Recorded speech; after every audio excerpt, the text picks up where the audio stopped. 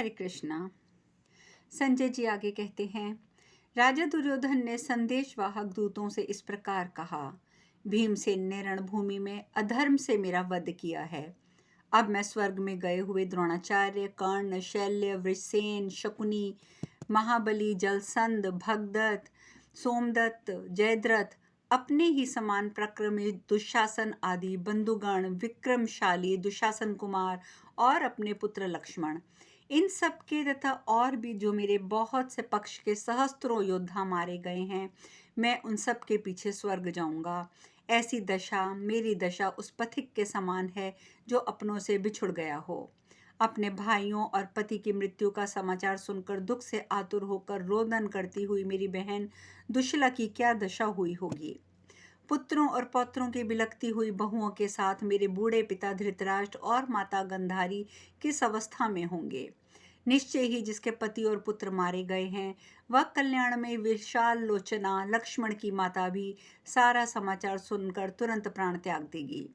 सन्यासी के वेश में सब और घूमने वाले प्रवचन कुशल चावरकों को यदि मेरी दशा ज्ञात हो जाएगी तो वे महाभाग निश्चय ही मेरे वैर का बदला लेंगे। तीनों लोकों में विख्यात पुण्यमय सम्मंतक पंचक क्षेत्र में मृत्यु को प्राप्त होकर अब मैं सनातन लोक को जाऊंगा। मान्यवर, राजा दुर्योधन का ये विलाप सुनकर हजारों मनुष्यों की आंखों में आंसू आ गए। उस समय समुद्र, वन, चराचर प्राणियों सहित ये पृथ्वी भयानक रूप से हिलने लगी। सारी दिशाएं मलिन हो गईं। उन संदेशवाहकों को ने आकर द्रोणपुत्र अश्वत्थामा से यथावत समाचार कह सुनाया। भरत, गदा युद्ध में भीमसेन का जैसा व्यवहार हुआ और राजा को जिस प्रकार धाराशाही किया गया, ये वृतांत सुनकर द्रोणपुत्र को दुख से संतप्त हुआ देखा वे बहुत चिंता में डूब चुके थे। फिर शोक से व्याकुलचित और आर्त होकर संदेशवाहक जैसे आए थे वैसे चले गए। इस प्रकार श्री महाभारत शल्य पर्व के अंतर्गत गदा पर्व में दुर्योधन का विलाप विषयक 64वां अध्याय पूर्ण हुआ। संजय जी आगे कहते हैं, राजन, संदेशवाहकों के मुख से दुर्योधन के मारे जाने का समाचार सुनकर मरने से बचे हुए कौरव महारथी अश्वत्थामा, कृपाचार्य और सात्वत वंशी कृतवर्मा, जो स्वयं भी तीखे बाण, गदा, तोमर आदि से घायल हो चुके थे, तेज चलने वाले घोड़ों से जुते हुए रथ पर सवार होकर युद्ध भूमि में गए। वहां आकर उन्होंने देखा कि महामनस्वी धृतराष्ट्र पुत्र दुर्योधन मार गिराया गया है, मानो वन में कोई विशाल वृक्ष वायु के वेग से टूटकर धाराशाही हो गया हो। खून से लथपथ होकर दुर्योधन पृथ्वी पर पड़ा छटपटा रहा था, मानो जंगल में किसी व्याध ने बहुत बड़े हाथी को मार गिराया हो। रक्त की धारा में डूबा हुआ वह बारंबार करवट बदल रहा था, जैसे दैवच्छा से सूर्य चक्र गिर पड़ता हो, बहुत बड़ी आंधी चलने से समुद्र सूख गया हो, आकाश में पूर्ण चंद्र मंडल पर कोहरा छा गया हो, वही दशा उस समय दुर्योधन की हुई। मतवाले हाथी के समान पराक्रमी, विशाल भुजाओं वाला वह वीर धूल से सन गया। जैसे धन चाहने वाले भृत्यगण किसी श्रेष्ठ राजा को घेर लेते हैं, उसी प्रकार भयंकर मांस भक्षी भूतों ने चारों ओर से उसे घेर रखा था। उसके मुंह पर भौहें तनी हुई थी, आंखें क्रोध से चढ़ी हुई थी। धनुर्धर राजा दुर्योधन को पृथ्वी पर पड़ा हुआ देखकर कृपाचार्य आदि सभी महारथी मोह से वशीभूत हो गए। वे अपने रथों से उतरकर राजा के पास दौड़े गए और दुर्योधन को देखकर सब लोग उसके पास जमीन पर बैठ गए। उस समय अश्वत्थामा की आंखों में आंसू भर आए। वह सिसकता हुआ संपूर्ण जगत के राजाधिराज भरत श्रेष्ठ दुर्योधन से बोला, पुरुषिंह, निश्चय ही मनुष्य लोक में कुछ भी सत्य नहीं है, सभी नाशवान है। जहां तुम्हारे जैसा राजा धूल में सना हुआ लौट रहा है। राजेंद्र, तुम संपूर्ण जगत के मनुष्यों पर आधिपत्य रखकर सारे भूमंडल पर हुक्म चलाते थे, वहीं तुम आज अकेले इस निर्जन वन में कैसे पड़े हो। ना तो मैं दुशासन को देखता हूँ, ना कर्ण को। सभी सुहृदयों का जो मुझे दर्शन नहीं हो रहा है, क्या बात है। निश्चय ही काल और लोकों की गति को जानना किसी प्रकार भी कठिन ही है, जिसके अधीन होकर आप धूल में सने पड़े हैं। ये मूर्धाभिषिक्त राजाओं के आगे चलने वाले शत्रु संतापी महाराजा दुर्योधन तिनकों सहित धूल फांक रहे हैं। ये काल का उलटफेर तो देखो। कहाँ है आपका वह निर्मल छत्र, कहाँ है व्यंजन, कहाँ गई आपकी विशाल सेना। किस कारण से कौन सा कार्य होगा, इसको समझ लेना निश्चय बहुत कठिन है, क्योंकि संपूर्ण जगत के आदरणीय नरेश होकर भी आज तुम इस दशा में पहुंच गए। तुम तो अपने साम्राज्य लक्ष्मी के द्वारा इंद्र की समानता करने वाले थे। आज तुम पर यह संकट आया देखकर निश्चय हो गया कि किसी भी मनुष्य की संपत्ति सदा स्थिर नहीं देखी जा सकती। राजन अत्यंत दुखित हुए। अश्वत्थामा की बात सुनकर राजा दुर्योधन के नेत्रों से शोक के आंसू बहने लगे। उसने दोनों हाथों से नेत्रों को पोंछा और कृपाचार्य आदि वीरों से समयोचित वचन कहा। मित्रों, इस मर्त्य लोक में ऐसा ही धर्म है। विधाता ने इसी का निर्देश किया है। ऐसा ही कहा जाता है। इसलिए कालक्रम में एक न एक दिन संपूर्ण प्राणियों के विनाश की घड़ी आ ही जाती है। वहीं ये विनाश का समय अब मुझे भी प्राप्त हुआ है, जिसे आप लोग प्रत्यक्ष देख रहे हैं। मैं एक दिन सारी पृथ्वी का पालन करता था और आज इस अवस्था में पहुंच गया हूँ। तो भी मैं इस बात की मुझे खुशी है, कैसी भी आपत्ति क्यों ना आई हो, मैं युद्ध में कभी पीछे नहीं हटा। पापियों ने मुझे मारा भी तो छल से। सौभाग्यवश मैंने रणभूमि में जूझने की इच्छा रखकर सदा ही उत्साह दिखाया है। भाई बंधुओं के मारे जाने पर स्वयं भी युद्ध में प्राण त्याग रहा हूँ, इसमें मुझे संतोष है। सौभाग्य की बात है कि आप लोगों को इस नरसंहार से मुक्त देख रहा हूँ। साथ ही आप लोग सकुशल एवं कुछ करने में समर्थ हैं। ये मेरे लिए उत्तम और प्रसन्नता की बात है। आप लोगों का मुझ पर स्वाभाविक स्नेह है, इसीलिए मेरी मृत्यु से आप यहाँ लोगों को दुख और संताप हो रहा है, और वह नहीं होना चाहिए। यदि आपकी दृष्टि वेद शास्त्र में प्रमाणित है, तो मैंने अक्षय लोकों पर आधिपत्य प्राप्त कर लिया है। मैं अमित तेजस्वी श्री कृष्ण के अद्भुत प्रभाव को मानता हुआ भी कभी उनकी प्रेरणा से अच्छी तरह पालन किए हुए क्षत्रिय धर्म से विचलित नहीं हुआ।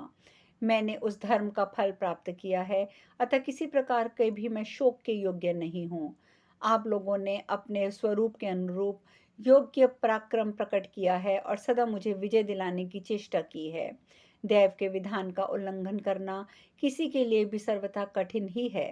राजेंद्र, इतना कहते कहते दुर्योधन की आंखों से आंसू बह गए और वह वेदना से अत्यंत व्याकुल होकर चुप हो गया।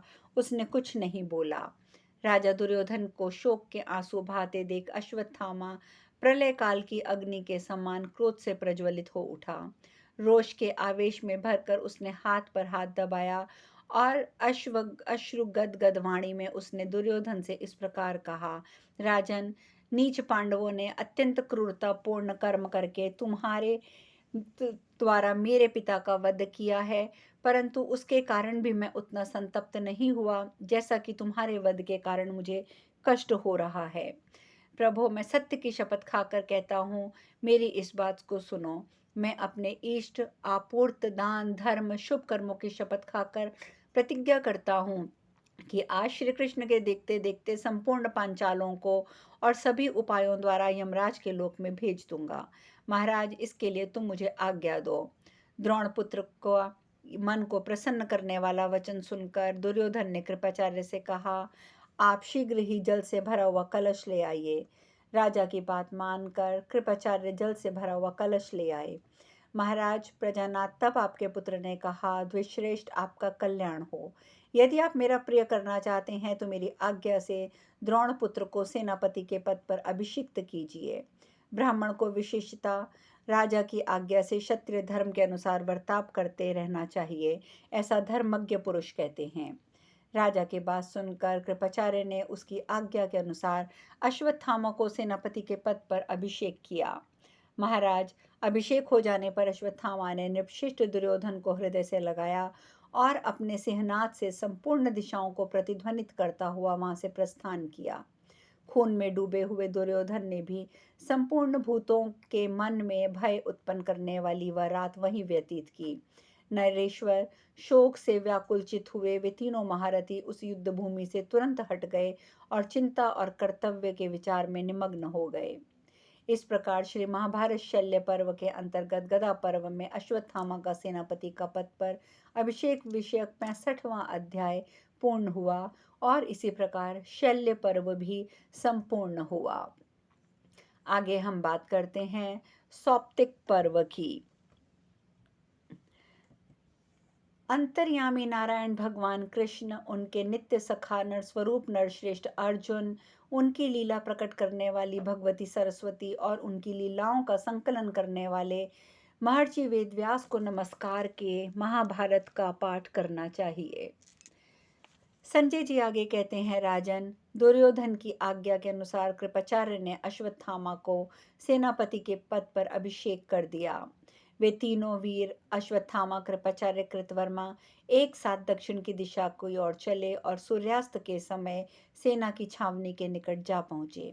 शत्रुओं का पता न लग जाए इस भय से वे सब के सब डरे हुए थे, अतः बड़ी उतावली के साथ वन के गहन प्रदेश में जाकर घोड़े खोल दिए और छिपकर एक स्थान पर जा बैठे। वहां सेना की छावनी थी।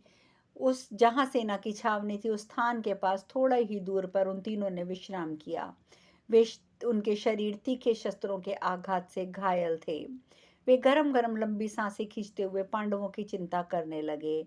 उन्हें भय हुआ कि पांडव कहीं हमारा पीछा न करने लगे, अतः वह पुनः घोड़ों को रथ में जोतकर पूर्व दिशा की ओर भाग चले। 2 घड़ी में ही उस स्थान से कुछ दूर जाकर क्रोध और अमर्ष के वशीभूत महाधनुर्धर योद्धा प्यास से पीड़ित हो गए। उनके घोड़े भी थक गए। ऐसी अवस्था उनकी असह्य हो उठी। वे राजा दुर्योधन के मारे जाने से दुखी होकर एक मुहूर्त तक वहां चुपचाप खड़े रहे। धृतराष्ट्र ने पूछा, संजय, मेरे पुत्र दुर्योधन ने में 10,000 हाथियों का बल था, तो भी उसे भीमसेन ने मार गिराया। उनके द्वारा ये जो कार्य हुआ इस पर सहसा विश्वास नहीं होता। मेरा पुत्र नवयुवक था, उसका शरीर वज्र के समान कठोर था, इसीलिए वह संपूर्ण प्राणियों के लिए अवध्य था। पांडवों ने संग्रामण में उसका वध कर डाला। कल्लव कुमार, कुंती के पुत्रों ने मिलकर रणभूमि में जो मेरे पुत्र को धाराशाही कर दिया, इससे जान पड़ता है कि कोई भी मनुष्य दैव के विधान का उल्लंघन नहीं कर सकता। संजय, निश्चय ही मेरा हृदय पत्थर के सार तत्व का बना हुआ है, जो अपने 100 पुत्रों के मर जाने का समाचार सुनकर भी उसके सहस्त्रों टुकड़े नहीं हो रहे। हम दोनों बूढ़े पति पत्नी अपने पुत्रों के मारे जाने से कैसे अब जीवित रहेंगे। मैं पांडु कुमार युधिष्ठिर के राज्य में नहीं रह सकता। संजय, मैं राजा का पिता और स्वयं भी राजा ही था। अब पांडुपुत्र युधिष्ठिर की आज्ञा के अधीन होकर दास की भांति कैसे जीवन निर्वाह करूंगा। संजय, पहले समस्त भूमंडल पर मेरी आज्ञा चलती थी, मैं सबका शिरोमणि था। ऐसा कहकर अब मैं दूसरों का दास बनकर कैसे रहूंगा।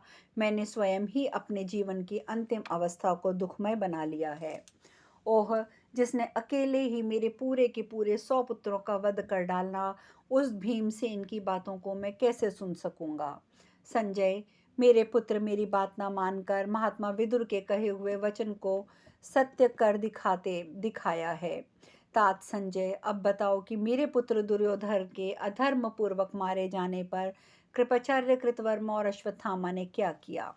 संजय ने कहा, राजन, आपके पक्ष के वो तीनों वीर वहां से थोड़ी दूर जाकर खड़े हो गए। वहां उन्होंने नाना प्रकार के वृक्षों और लताओं से भरा हुआ एक भयंकर वन देखा। उस स्थान पर थोड़ी देर तक ठहर कर उन सब लोगों ने अपने उत्तम घोड़ों को पानी पिलाया। सूर्यास्त होते होते वे विशाल जंगल में पहुंच गए, जहां अनेक प्रकार के मृग और भांति भांति के पक्षी निवास करते थे। तरह तरह के वृक्ष और लताएं थी। उसमें जहां तहां अनेक प्रकार के जलाशय थे। भांति भांति के पुष्प उस वन की शोभा बढ़ा रहे थे। शत शत रक्तमाल और असंख्य नीलकमल वहां के जलाशयों में छा रहे थे। उस भयंकर वन में प्रवेश करके सब और दृष्टि डालने पर उन्हें सहस्त्रों शाखाओं से आच्छादित एक बरगद का वृक्ष दिखाई दिया। राजन, मनुष्यों में श्रेष्ठ उन महारथियों के पास जाकर उस उत्तम वनस्पति को देखा। प्रभो, वहां रथों से उतरकर उन तीनों ने घोड़ों को खोल दिया और स्नान और संध्योपासना की। तदंतर सूर्यदेव के पर्वत श्रेष्ठ अस्ताचल पर पहुंचे जाने पर धाय की भांति संपूर्ण जगत को अपनी गोद में विश्राम देने वाली रात्रि देवी का सर्वत्र आधिपत्य हो गया। संपूर्ण ग्रहों, नक्षत्रों, ताराओं से अलंकृत हुआ आकाश जरी की साड़ी के समान सब और दिखाई देने योग्य था।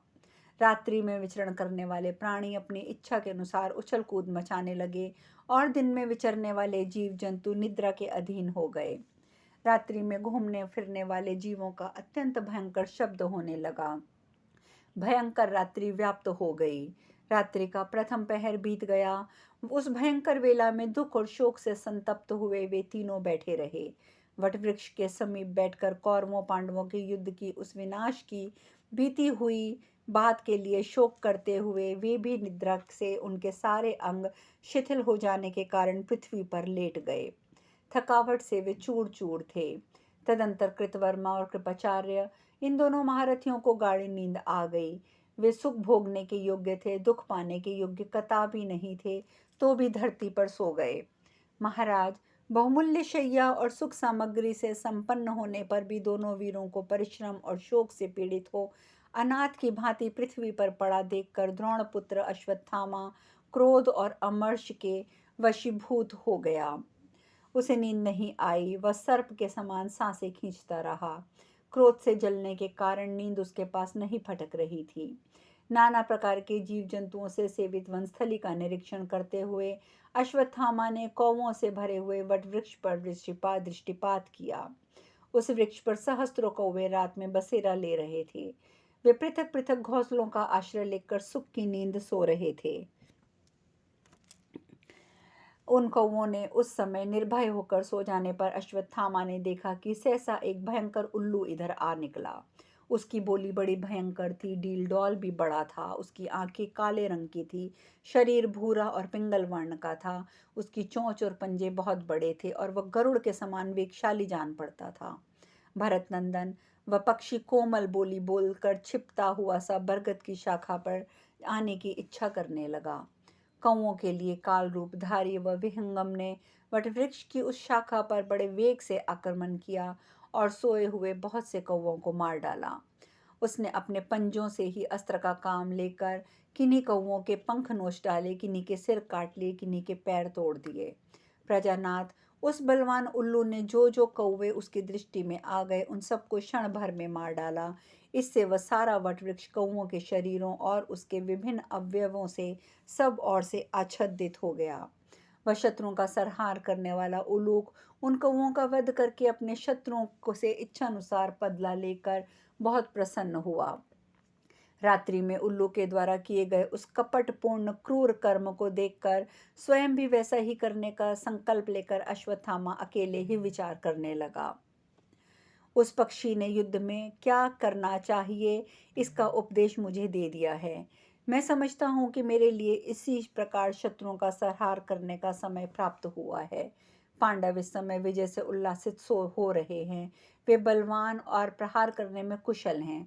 उन्हें अपना लक्ष्य प्राप्त हो गया है। ऐसी अवस्था में मैं अपनी शक्ति से उनका वध नहीं कर सकता। इधर मैंने राजा दुर्योधन के समीप पांडवों के वध की प्रतिज्ञा ली है, परंतु ये कार्य वैसा ही है जैसे पतंगों का आग में कूद पड़ना। अब शेष कथा कल। हरे कृष्णा।